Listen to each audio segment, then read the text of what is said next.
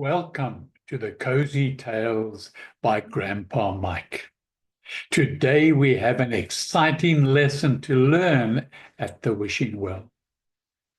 It all started one sunny afternoon. Inky, Pinky, and Ponky were skipping along a path that twisted through the meadow filled with wild flowers and butterflies and the scent of warm grass.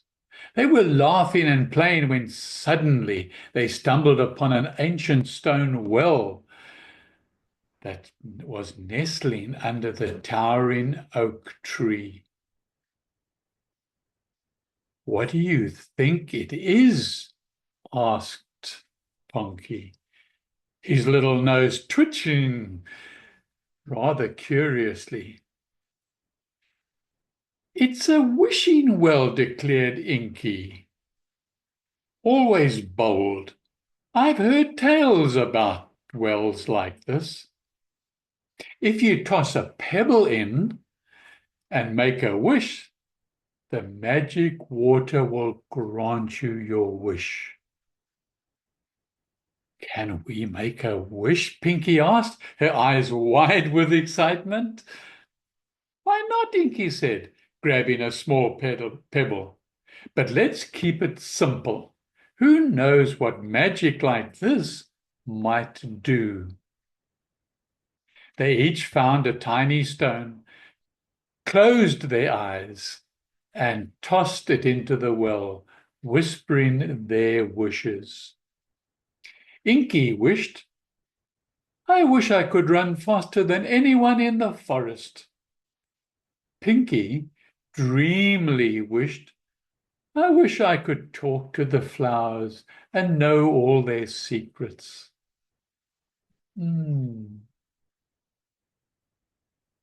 Ponky, a little cheeky, wished, "I wish I could eat all the pies and cakes I want without ever getting full." So as soon as all the stones hit the water, a swirling mist rose from the well, wrapping around the trio in a whirlpool of shimmering colors. They giggled as they were spun gently around, feeling the magic tickle their fur.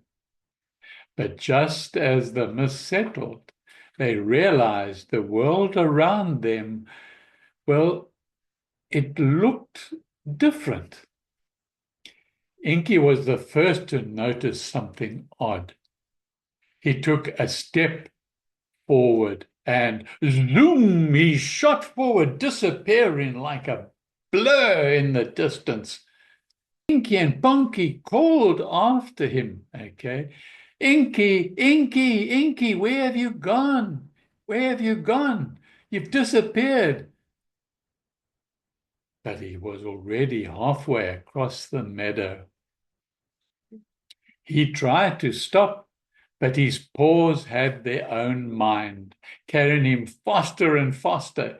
He zipped through the bushes and over the hills and around the trees until he finally managed to skid to a stop right in a patch of very thorny brambles. Oh, my dear, did they hurt him? "Ouch!" he yelped. Inky was sore, trying to untangle himself. "I wanted to be fast, but this is just too much." His cheeks were red and he looked like he had been through a bushy battle. Meanwhile, Pinky was delighted with her wish. She leaned down toward a blooming daisy and asked, "Hello, Daisy. How are you today?" To her surprise, the daisy replied in a tiny, squeaky voice, "I'm fine, thank you. But that beetle on my leaf is rather rude, don't you think?" "Oh, my. I had no idea flowers were so talkative," Pinky laughed. "Goodness me, Okay, so soon the flowers from every direction were clamoring around for Pinky's attention, each with its own story. The roses complained about the buzzing bees, the tulips gossiped about the wind, and the violets felt somewhat overlooked. Wait, wait, one at a time, Pinky squeaked, feeling overwhelmed. But the flowers grew chattier, and she quickly realized her wish had left her surrounded by non-stop flower chatter. Oh my goodness, all this flora chatting to her all at the same time. Ponky, for his part, was thrilled with his wish. He immediately set out to find the biggest pie that he could find. He immediately set out in a direction that took him to an amazingly big pie. Okay, it really was big. And he could imagine himself nibbling away forever, okay, and not getting full. Anyway, the berry pie was on a windowsill and it was cooling. But he didn't have any hesitation. He took a big bite. But as he did, he felt strange. His belly started to rumble and grow, stretching wider and wider with every bite. Oh no, Ponky exclaimed, as he continued to grow rounder and rounder and rounder. I can't stop eating. Ponky tried to let go of the pie, but his paws wouldn't listen.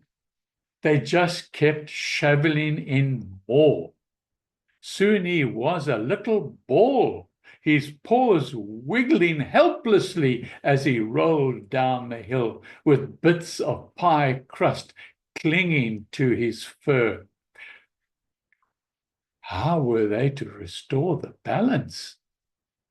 With Inky tangled in brambles, Pinky overwhelmed by chatty flowers, and Ponky rolling out of control, the three friends soon realized they needed to undo their wishes before things got any more out of hand. After a lot of tugging, and giggling, and a few of them having scratches, okay, Inky, Pinky, and Ponky managed to find each other back by the wishing well.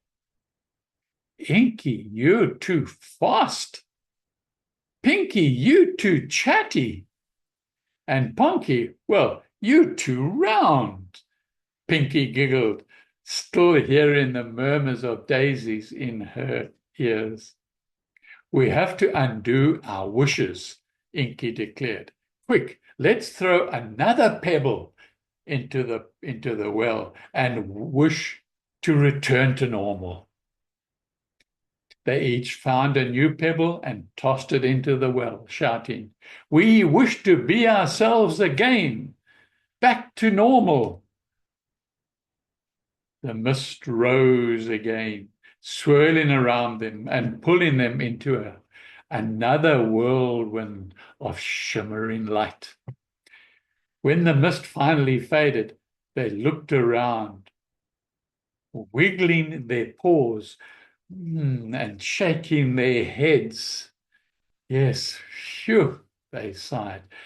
But Inky had a very big sigh, taking a careful step and said, I'm back to normal. I'm back to normal. And normal speed, no more shooting out away into the distance. Phew, Inky sighed, taking a careful step. I am back to normal. Wow, wow, wow. And the flowers are back to whispering quietly, Pinky said with relief, though she gave the daisy a polite nod. Ponky rubbed his tummy. And I am very full. No more pie, thank you, he chuckled. Okay. They all laughed and hugged, thank you to return, or thankful to return to their usual selves. Walking home, they agreed that some wishes may be best kept for their dreams. Maybe next time we can wish for something simple, okay, like a nice sunny day, Pinky said.